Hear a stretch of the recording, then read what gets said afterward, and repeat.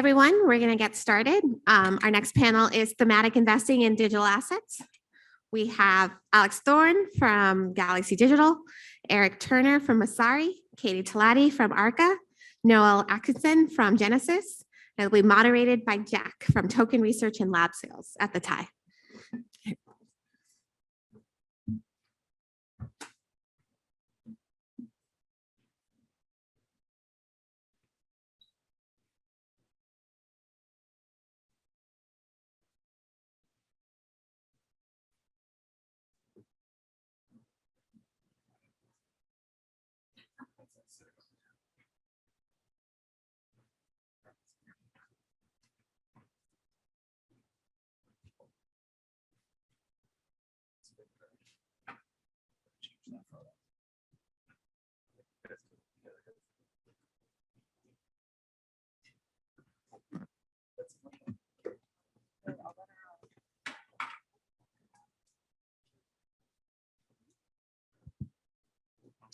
Thanks to Arca for hosting us today. Excited to kick off the Thematic Investing in Digital Assets panel. Start with Alex on my left, go around and do some intros. Yeah, hi, I'm Alex Thorne. I'm the head of Firmwide research at Galaxy Digital. I've been there for over a year and a quarter now. I was at Fidelity for 12 years before that. Awesome. Hi, I'm Katie Talati. I'm the director of research at Arca. Obviously, you're here today for our conference. So basically, in my role at Arca, I oversee all the investment research into our four active fund products. Before that, I did VC investing, and I've been working in the startup space, grinding. Hi, everyone. Noelle Acheson. Thank you very much to Arca for hosting us. I'm head of market insights at Genesis Trading, which is the leading digital asset prime broker in the space. I've been there for almost a year now. God, it has flown by. Before that, I was managing director of research at CoinDesk. So I still can't believe that I actually get paid to research such a fascinating space. And my name is Eric Turner. I'm the Vice President of Market Intelligence at Messari. We are a market intelligence product for crypto professionals. We focus on providing data, tools, and insights to help investors, users, builders in this space go all the way from the initial decision whether to invest in or build on a crypto asset, monitor those assets on an ongoing basis, and actually participate in the governance of a lot of these decentralized networks. Awesome, thank you guys. I'm Jack, I work at the TIE. We are a data software platform that is trying to combine and give holistic views of the entire market economy, similar to a Bloomberg type product. And yeah, excited to dig in now. So gonna start a little bit general and then dig down as we go. But I think that the right place to start is probably with Bitcoin. And you know, a few years ago, Bitcoin was really the only asset that institutions could access with deep liquidity. And obviously, in the years since then, it's changed, perhaps expanded out to the top 20 tokens, something like that. So how has that differing relationship affected the way that you think about research and investment strategy? I can start. Well, it's definitely more diverse. I think in 2017 and even more recently than that, I think if you understood how Bitcoin and then Ethereum worked, you really understood about 95% of the technology that was in the space. There are still a lot of copycats, but there are a lot of new ideas and different designs for blockchains and for scaling and for applications. If you actually just think about it, like, you know, DeFi really has only existed for about 2 years this month.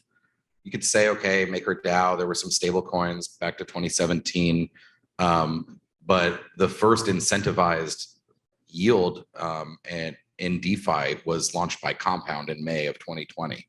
Right. So a lot has changed just in the last 2 years. How do you think about it? I mean, I always start fundamentally with understanding what the thing actually does. Forget the marketing, set adoption rates aside. Maybe if something looks like it's being used a lot, that's a reason to look into it in the first place. But don't, you know, this is different. If you think about equities, you're going to evaluate two different companies, but you know that the equity itself is carried on the same type of technology. That just simply isn't the case in this, right? So I look at it first and foremost as a technology space, and make sure you understand how the things actually work. And that's gotten more difficult than sort of ever before now. And I joke with my team at Galaxy that I'm as much a consumer. It's not a joke, it's dead true. I guess I say it humorously. that I'm as much of a consumer of their research as a director of it, because it's almost impossible, I think, now to be a generalist and cover the totality of the space. Yeah, I would totally agree. I mean, I can't believe how many more investable assets there are today than there were even in 2019. Like, I mean, a year into the fund, and I feel like at the time, Arca was a little smaller then in terms of headcount, and we were like, wow, like there's, we were finding cool projects. But now, as you said, there's just so much. You really have to, spend a lot of time understanding the breadth and depth of each kind of sector within the asset class. I would totally support that. I've been looking at this space through the institutional lens since 2016. And sure enough, back then, Bitcoin was for the brave. Then Bitcoin became the only institutional asset because of the on-ramps, because it was the only one with the derivatives markets. And wow, has that changed? I mean, as Alex and Katie have said, you just can't keep up now. But this is the underlying premise or promise even of the entire space, and that is the permissionless innovation. Why do we now have more liquidity going down the market cap table? Because there's no one to stop that from happening. And when the investors want something in an open access market, the investors eventually get it. Yeah, I mean, I think going back to Alex, I think you said it. It used to be just Bitcoin, and you used to be able to be a generalist in this industry. You'd know everything. It's almost become to the point where if you're thinking about everything from an investment perspective, you have the ability you really have to pick an ecosystem, right? You have to pick which network you want to focus on, because there are so many opportunities within these individual networks. And the reason being, if you look at when a new L1 launches, one of the first things that gets built is some sort of DeFi infrastructure, because now you can go in and you can invest in these ecosystems, and it's permissionless. It's so much easier to do. You don't have the same issues with access and liquidity like you did a few years ago when you really only had access to Bitcoin and Ethereum. And if you got into Ethereum, then you were lucky you got to play around with DeFi a little bit. So I think that's the biggest shift that we've seen is, yes, it's very difficult to keep up with everything. And I think for a lot of investors and, even builders in this space, it's become necessary to focus on an ecosystem and build within one of those ecosystems. Pick an L1 or whichever network you think has the most opportunity, and you have enough to invest in within that individual space. Yeah, no, I think that's a great point. And I know we break it down between kind of subsectors like traditional gigs code type things, as well as ecosystems based on like different layer ones, layer twos, whatever it is. And I think that kind of leads naturally into the next question, which is that as the range of investable assets expands, you can start putting on these relative value plays within subsectors, within ecosystems. I'd be really interested to hear, how are you starting to think about positioning for these relative value trades, and where are you hearing the most discussion, from LPs or from other people in the space on it?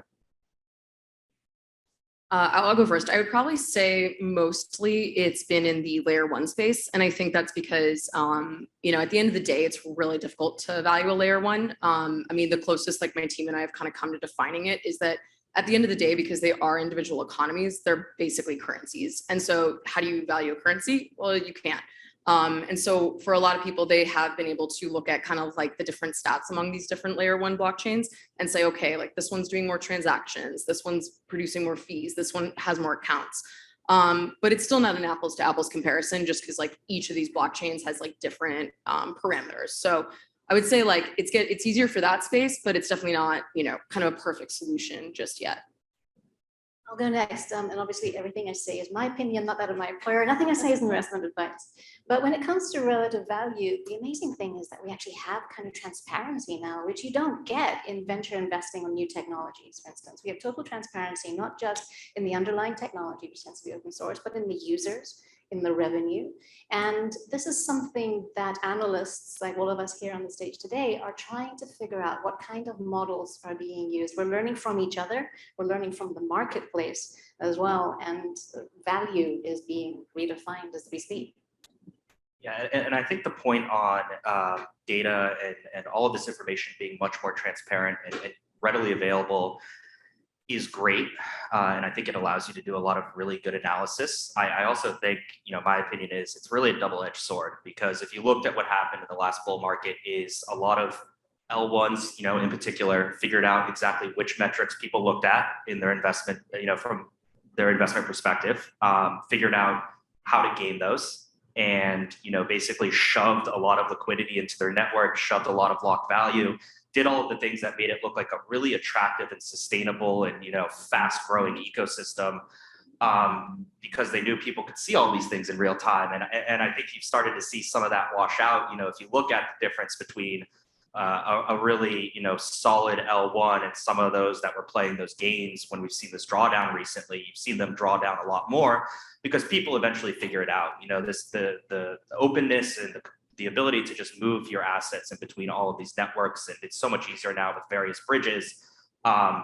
If people realize that you're playing that game, they're going to move their money out. They're going to move all of their capital, their assets, their tokens to something else where they think it's a little bit of a stronger ecosystem. So I think data, and we're obviously a data company, data is great, but the context really matters in a lot of these cases. Yeah, I definitely agree. The context sometimes get lost. I hear a lot of people, they're like, oh, well, look at all the transactions on this thing. And I'm like, well, actually, again, back to my original point, like, do you actually know how this thing works? Right. Solana is a phenomenal example. The validator's gossip is on chain as a transaction. That's not true for basically any other blockchain, right? Bitcoin nodes gossip, not on the blockchain, right? So you got to remove that noise when you look at a relative transaction, say between ETH and Solana. It's also hard to get data on a lot. I mean, we talk about how these are open. They're certainly open and accessible and permissionless in that way. It probably costs about $200,000 a year simply to operate a Solana validating node, not including the stake that you might put in there to actually do validation. So just to get your hands on a copy of the blockchain, if you want to actually parse it and look for insights, is not easy, right? And Solana, what happens often is these new networks and assets sort of, I don't want to say they appear out of nowhere, but they start to move really quickly in value in the market. And then we're all turning to Jack and Eric and Coinmetrics and Amber Data and whomever else, right? The data providers being like, where is the Solana data, right? Like, we need to understand what's happening. And what happens is it turns out they're all different now and hard to use. It's not just a clone of ETH or a clone of Bitcoin, right? You could spin that up instantly as a data provider. So it's hard. A couple other relative value just plays that I know we've seen over the last couple months, which I think could be interesting. A lot in the gaming space, a lot in the metaverse space. People were selling sand and buying Axie against each other and doing it as different communities rose and fall. A lot in the L2 space. I think you're going to start to see that more if we get more of the roll-ups and side chains with tokens. I think Optimism released theirs, but almost certainly there will be others, and you'll see a lot of people playing that trade. And I mean, DeFi also, you're looking at, DeFi across chain, right? So you're like, what's the lending market on Solana and what's the good lending market on ETH? And is one, relatively undervalued compared to the other in some way? I don't spend myself tons of time working on these questions, but we talk to a lot of clients to find out what the market is doing. And those are some of the ones I think we're going to see more too. Yeah, awesome. I appreciate that. It makes a lot of sense. And since you all have mentioned different layer ones and layer twos over the course of this discussion, it seems like I would be remiss if we didn't chat about, as different EVM and non-EVM compatible layer ones come to the stage, as different layer twos roll out, and competition for scaling infrastructure and for base layer infrastructure grows. How do you really go about evaluating sustainability and value proposition over a longer term horizon when some of this data is getting gamed and it is hard to get clean data on a lot of it? Okay, I'll go first on that one to follow the pattern. The data cleanliness is something that is improving. I mean, thanks to you, Jack, thanks very much to you, Eric, as well. And we all consume many of the data services. It's improving. And I think that's the thing to be focusing on. When I started looking at this industry, it didn't even exist. I mean, sure, we had some of the coin metrics, but they weren't that usable. The cross-chain analyses that Alex mentioned is indeed a challenge. It is frustrating to not be able to do the relative valuations that we've seen, but getting better. And the important thing is not necessarily the individual valuations within the subsectors, but the narratives driving the different subsectors themselves. And the data will start revealing that. The tokens that are coming out now on Optimism, and we'll see more, are going to lend market context as well as data to some of the sentiment factors, which we know are the main drivers of value in such a nascent industry still. I guess I have a very quick point here about specific data points. I think what we've seen recently is a lot of layer one networks specifically have marketed themselves and it kind of pushed these narratives about things like total value locked in a layer one and growth of the number of assets or things that are very financial focused, which you expect in a bull market. You expect people to be focused on those things, but as Katie mentioned, a layer one isn't a bank. I don't care how much deposits it has. To some extent, it's an economy. And we really need to get back to the basics, like what is being built on these layer ones. And you can look at things like, actual new protocols that are useful and different being launched. I think the one trap that a lot of people fell into is it's so easy to fork Uniswap, toss it into a new layer one and just trade a bunch of tokens that maybe don't even have any feature. You even saw it with meme coins. And network said, look at this, there's all this transaction growth, there's all this value locked in our network, we're really great. And you've seen a lot of those, those are going to be ghost chains. And that's 100% true. You're going to see a lot of these layer ones just die on the vine over the next couple of years. And I think, I've been in this industry for so long, we used to focus on these things where we look at, actual developer count and what people were building, not look at the financial metrics, but look at the actual infrastructure and what's being built in these layer ones. And I think that's what's going to matter. I mean, I think when you go back to basics and you get out of this hype bull market, you go back to the fundamentals. And I think anybody that can really do that evaluation and look at the future of what's being built, who's participating in these economies, and you have these opportunities now in this market, you're going to do really well over the next few years. I think like with the alt L1s, and you see this also with L2s applications, right? Like to Eric's point about the financial metrics being what a lot of folks are looking at, those are gamed. Those can be easily gamed by the layer ones, these foundations that support them. So much of the growth in TVL on these chains is incentivized. It's inorganic growth, right? Savvy investors in this space know this and watch this and wait and see like how much do they have left to deploy, right? Like, but again, like to Eric's point about building and seeing what's actually being done, people are like, oh, why is this thing going up? I'm like, because they're paying for customer acquisition costs. They're literally paying money, right? That's obviously not true for something like Bitcoin. It's also not true today for Ethereum. There's no, that I'm aware of, Ethereum Foundation. I mean, there's developer grants and stuff, but they're not literally creating unsustainable yield to drive financial activity. But that is not true for basically all of the other L1s, right? They're all basically deploying capital to acquire customers, right? And so knowing that, and everyone should know that, and it's different across other chains, right? And I don't view it as fundamentally that much different than Uber subsidizing rides for, I don't know if they still do. It seems like they've gotten expensive, so maybe they're not anymore. But right, like unprofitable tech, right? That's what a lot of them are. And when I think about like where that ends up, obviously that money most likely runs out at some point, and so those projects better hope they have something real being built. And that's what we look for also. Yeah, and I would also add, like, I think a lot of the L1s that are going to be more successful in the long run at this, they are maybe throwing incentives, to these different projects, but they are thinking about it in a more sustainable way. And whether that's, only a few incentives, so you're not essentially just like, buying users, but just getting people kind of across maybe like, from Ethereum to Avalanche, you're just helping them bridge across and get started. But once they're there, maybe they stay because there's this specific project that doesn't exist on this chain. And I think, I actually think with the kind of the market, the way it's been the last week and where we're probably headed for the next 6 to 12 months, I think it'll be really telling of, which projects survive, which L1s really, do well and grow despite having, very little incentives or, not having any incentives at all. Yeah, no, I think that makes a lot of sense. And I guess it really makes us think about the fact that we're kind of still building the car while we're driving it, right? Like, as I think you said. And for us to not just become a copy paste of Web 2 and then moving straight onto chain and creating the same products with the same perverse incentives, like how do you actually create something unique, like when bringing this infrastructure on chain? Continue with the latter. You look excited.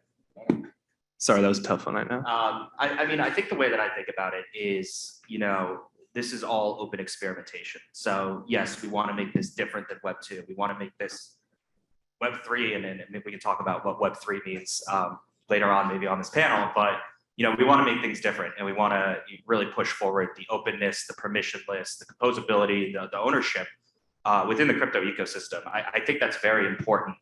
I don't know the answer on how to, completely change the world and do this in a way that it's decentralized and we achieve all of those goals from day one.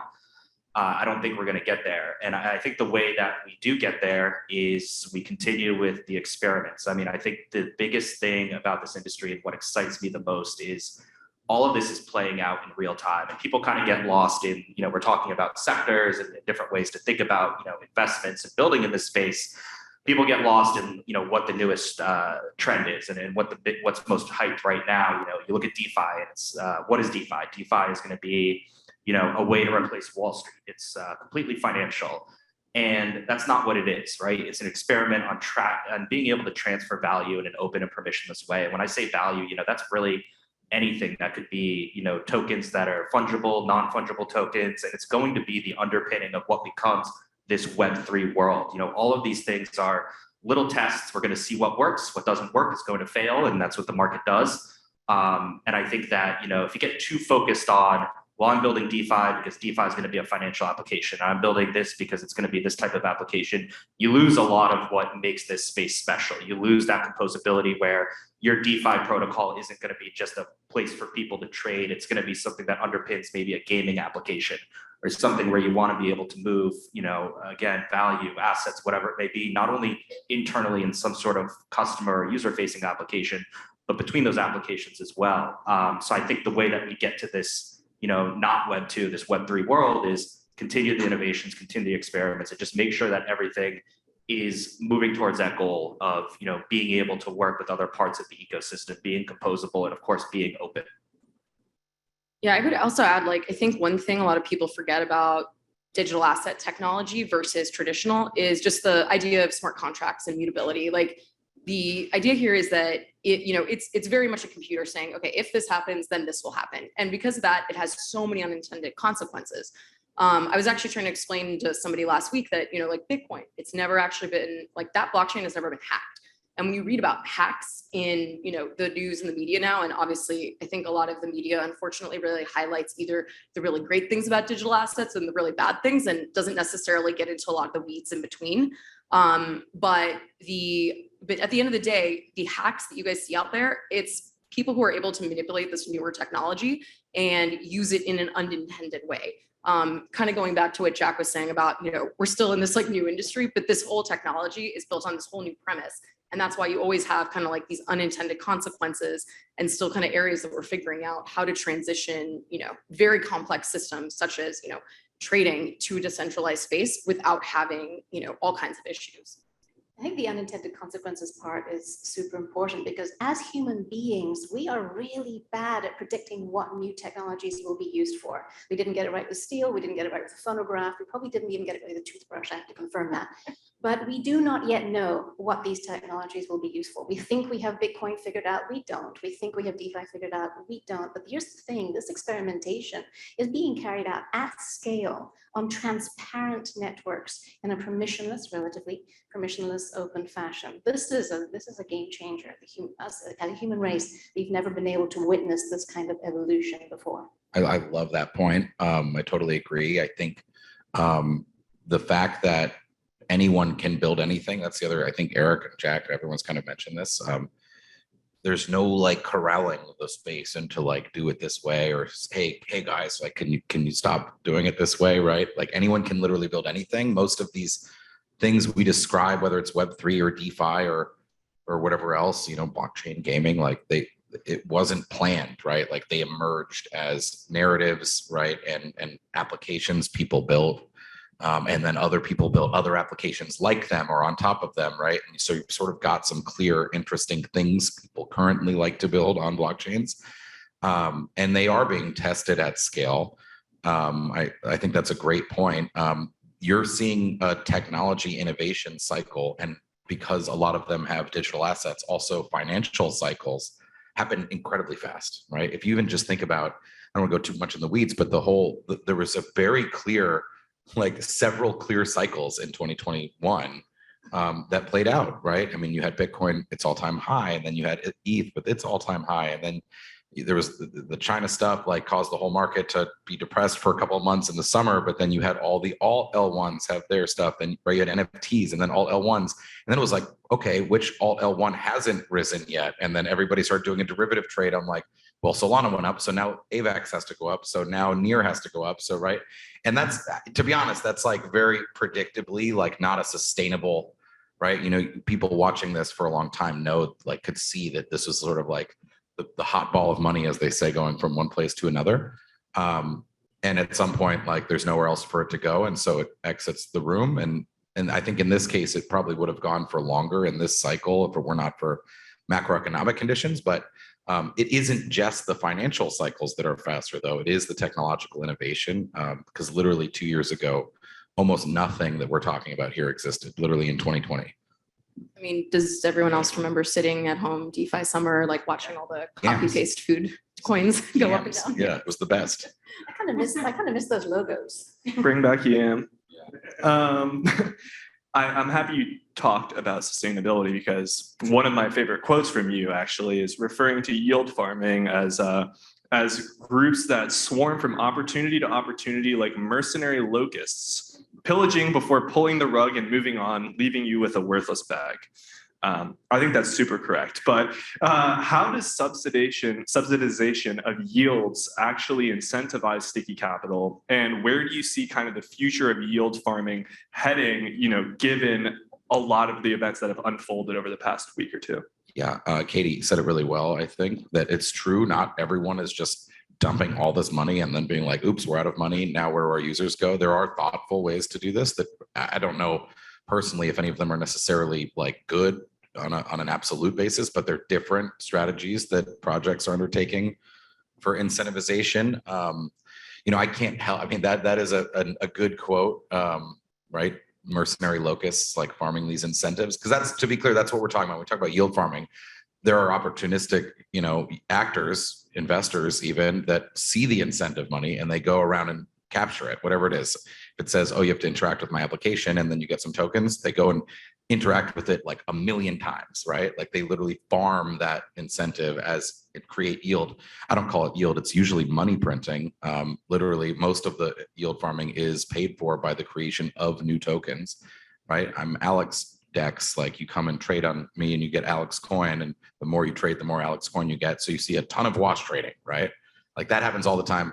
I don't know how sustainable it is. I think it does work. I think it is an interesting, this is where the technology innovation meets like monetary innovation, right?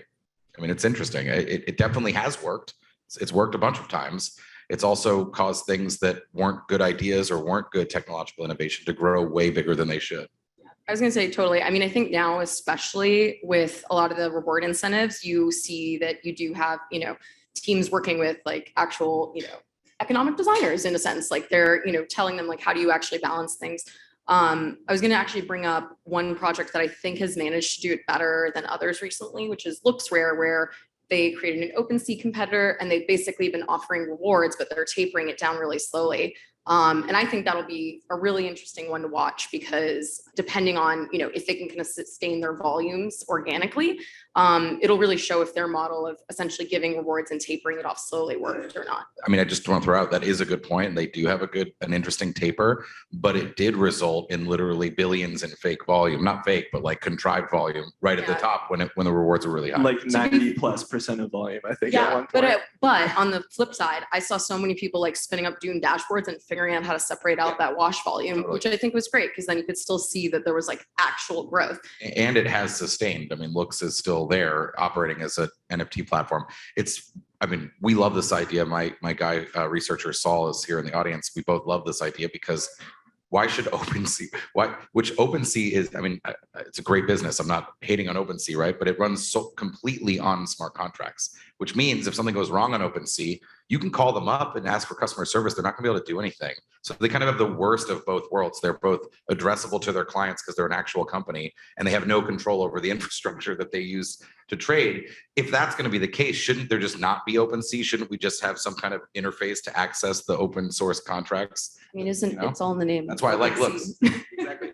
This sort of ties in with all the narratives that we've been talking on so far here today. This ties in with the data development. We're seeing the transparent interactions here. It also ties in with the experimentation that is now at scale, and we can play around with the different incentives and see what works. But here's the thing, you overlay those with the concept that many of us here really deeply care about, and that is free markets. The market will decide. The market will decide which incentives stick, and the market will decide which projects end up, and the market will decide who gets to continue experimenting and who has to go and try something else. This is the fascinating concept of what we're trying to do here, what our industry is building. It's economic experimentation with incentives at scale and permissions in a free market, arguably the only truly free markets that we have today.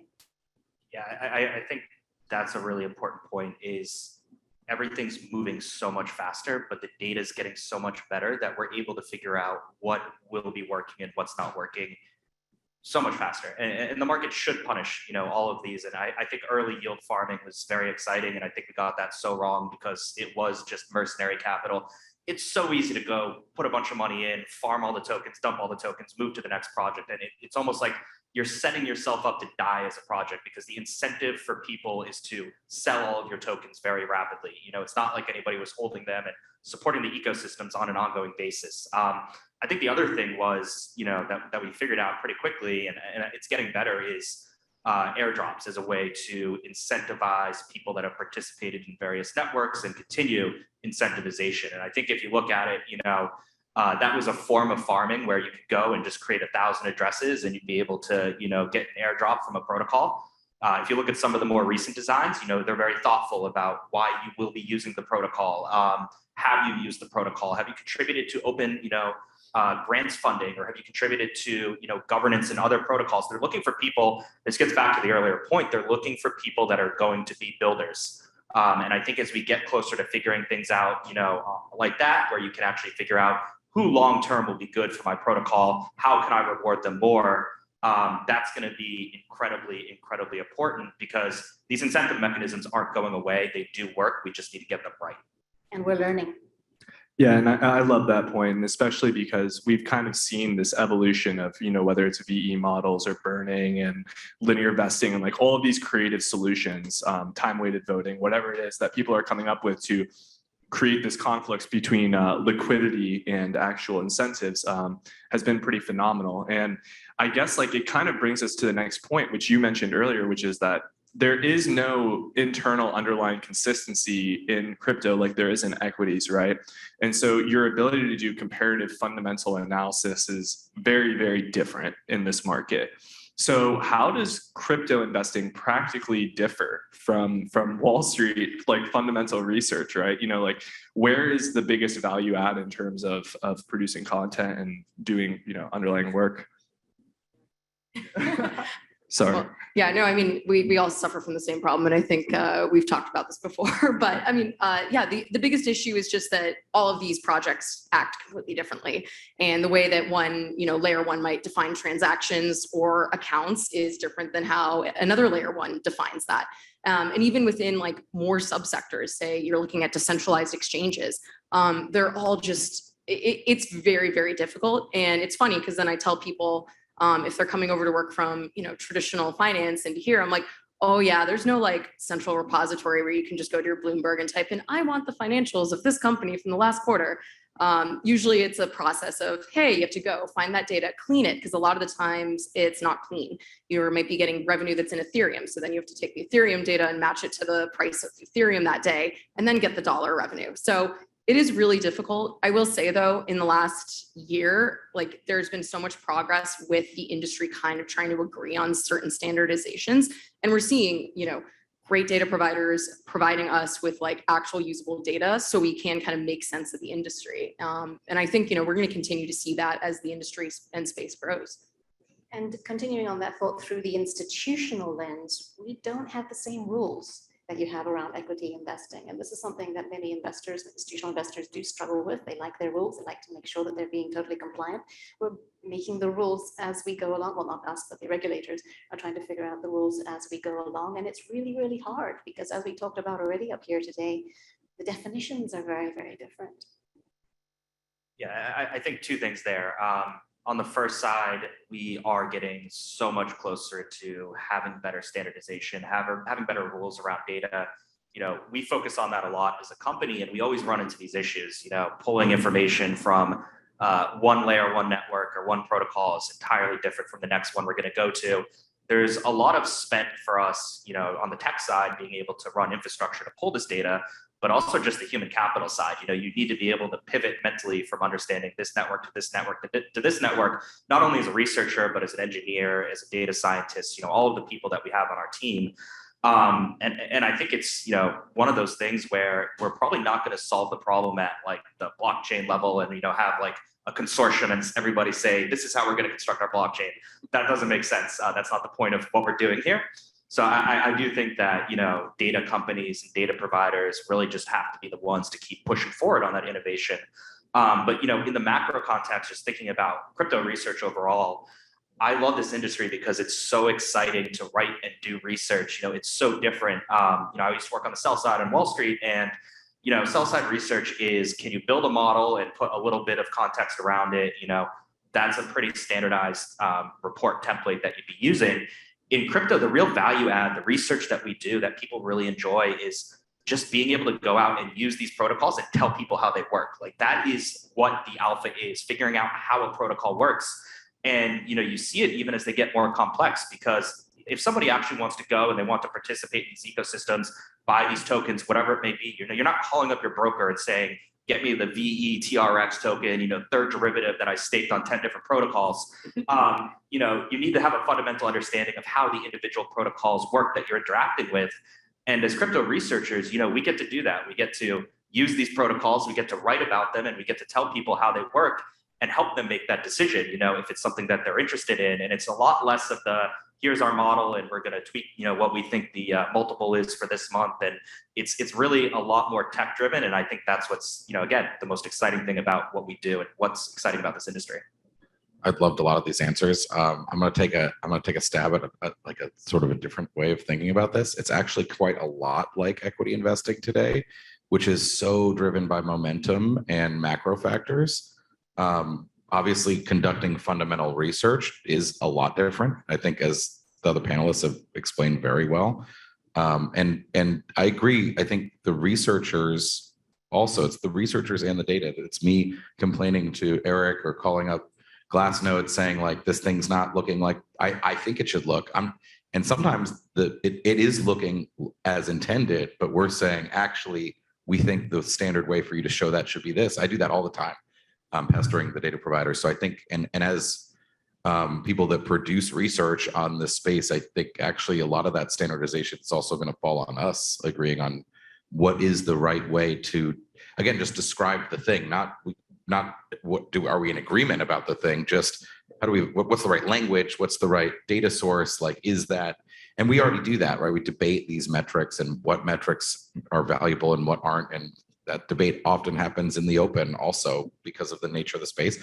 But just broadly, and today, like, right, like crypto is in the passenger seat right now with macro driving the car, and not just macro. We were talking about, you know, the dollars and algo stablecoin, right? Like, you know, the S&P is GameStop, like, you know what I mean? Like, it's there is not a lot of, there's much less differentiation, I think, in equity markets.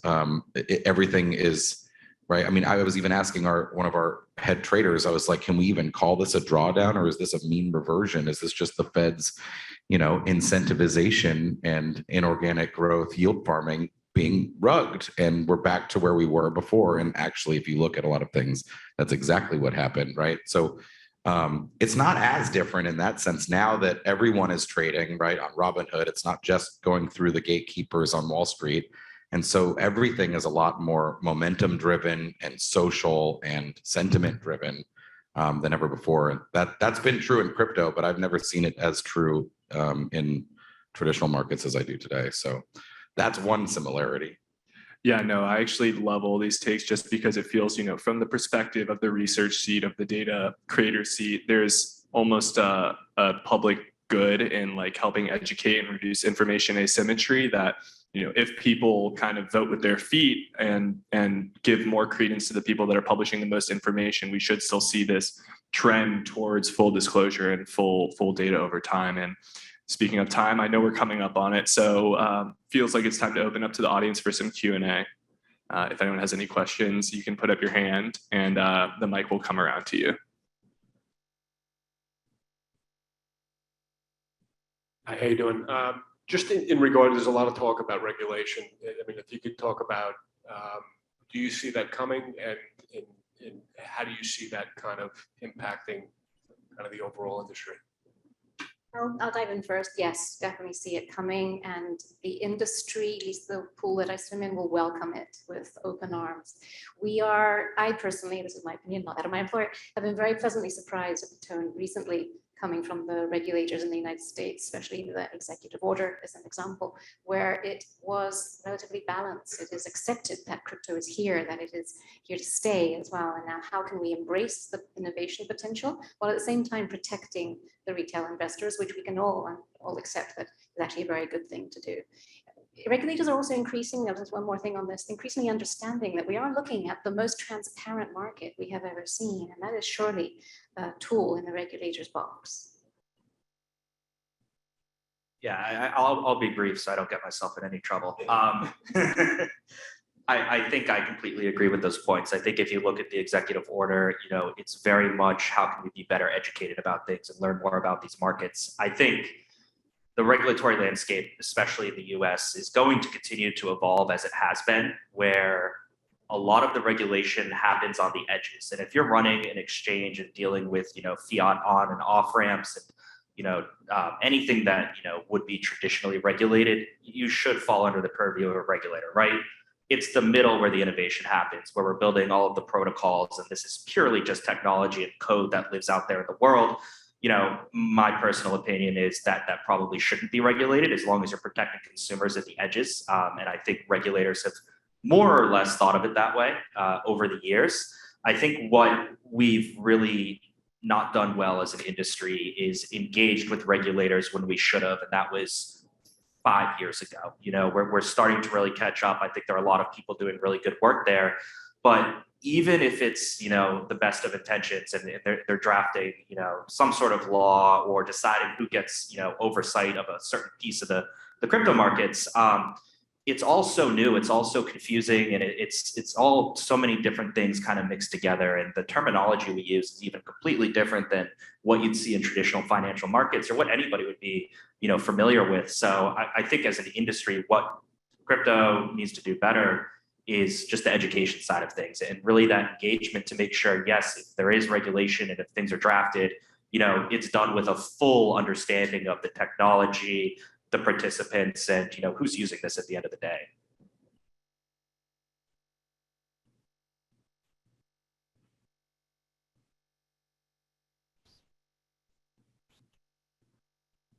So quick question about the Luna UST situation. Right? So when stable coins become destabilized, right? Is this a isolated event, or we say this feels like a bear stearn and we have to keep an eye on who will become the Lehman Brothers? I'll just jump in I have one quick thought on UST. And as a research firm where, we don't invest or anything like that, I was really surprised with the fact that we saw UST and Luna both wind down the way that they did very rapidly. And I didn't, see the systemic risk in the markets that I was expecting. My biggest concern had always been across DeFi protocols, because they are so interconnected today, that you would see that 2008 moment, right? One protocol goes down, a stablecoin depegs and deposits on every other protocol. Something happens there from a risk perspective. And I was surprised that we really didn't see that, or at least we haven't seen that yet. Obviously, this was very recent. But maybe these markets are maturing, and maybe that systemic risk that I was, and I think everyone was very concerned about a year or two ago, is getting better just with the liquidity and kind of these professional protocols being built. Well, and kind of coming back to what Noelle was saying about transparency, I think actually there were some potentially systemic risks that were going on, but because everybody could see them in real time as they were happening, people were actually able to like top things up. Like in 08, nobody really knew where the bodies were buried until it started to come out. Even just last week, like my analyst team and I, we were like looking at, things such as, okay, now, this stablecoin pool on Curve is getting really imbalanced. We were watching, are people going to top it up? Are these things going to get liquidated? And actually, again, because everyone could see this happening across the board, people were, projects were tweeting out, hey, if you have assets deposited here, make sure to top them up so you don't get liquidated. And I think that was kind of the difference why, we may not see as much of a shakeout as you would in traditional markets having this type of unwind. I think also important to note, there are many different types of stablecoins, right? And this concept here behind UST is an algorithmic stablecoin. What I joked earlier, the dollar was an algo stablecoin. It is, by the way, because it is printed out of thin air and our debts are denominated in it. And then we buy those debts using the money that we print, right? So it is recursive, the dollar, in that way. This is like kind of a holy grail, an algorithmic stablecoin. We know we can do what Tether does and the USDC does, put a bunch of money or assets in a pile and then issue an IOU redeemable for those assets. We also know that we can have a non-custodial stablecoin like MakerDAO, where you put a bunch of digital assets in your own pile, and then you basically just borrow from it, and you're required to keep that loan to value ratio appropriate, right? And that also works, over collateralized, thank you. But the algo stablecoin, I call it the holy grail because it is sort of the pinnacle of financial and monetary engineering as a concept, which is can we engineer stable value without really any collateral? And I call it the holy grail because a lot of people have sought for it and none of them have found it, right? And I guess unless we count Indiana Jones. So I think, and look, regulators are very focused on stablecoins. I don't think this changes that. They were already very focused on stable coins. I think that, I just point out these three different types of of designs for a stable coin are very different, right? And therefore they have different, risk profiles that people need to consider. And the difference is the key point, and it ties in everything that we've talked about up here today. It's the difference, it's the transparency, but most importantly, it's the diversity that we are now seeing in the market. There is no one type of stablecoin. Even the regulators understand that, just as there is no one type of investor. And it's this diversity that is giving the crypto market resilience it hasn't had in previous crashes. Cool. Yeah, I think we have time for one or two more. Maybe somewhere. I have a question as researchers. How do you track celebrities' influence on crypto market, given that Twitter and especially people like Elon who can really move the markets? Yeah, so I know I'm the moderator, but I can jump in here because we actually do a lot of that here. Definitely a Jack question. So one of the buckets that we actually track is we scrape or have APIs for all social media, and we create baskets of what we call key opinion leaders that are either in or outside of the key crypto market who have market moving implications of their opinions. And we actually have tools, for example, as part of our terminal, where you can literally see like which of the key opinion leaders is following new individual projects. And even down, we're expanding onto tools which combine that with on-chain components. So you can even see stuff like which key opinion leaders or which Twitter users are talking about projects and subsequently adding or then dumping their holdings, right? So you actually know and can start to correlate some of these things and get an understanding of how it is being moved, right? Because like we've addressed, a lot of this is driven by social media, by momentum, by non-fundamental factors. So being able to get a holistic approach, combine news, regulatory, social media sentiment with the on-chain data is very, very important to having a well-rounded investment thesis. I was just going to say, I think Jack's the only one on this panel that can answer that question.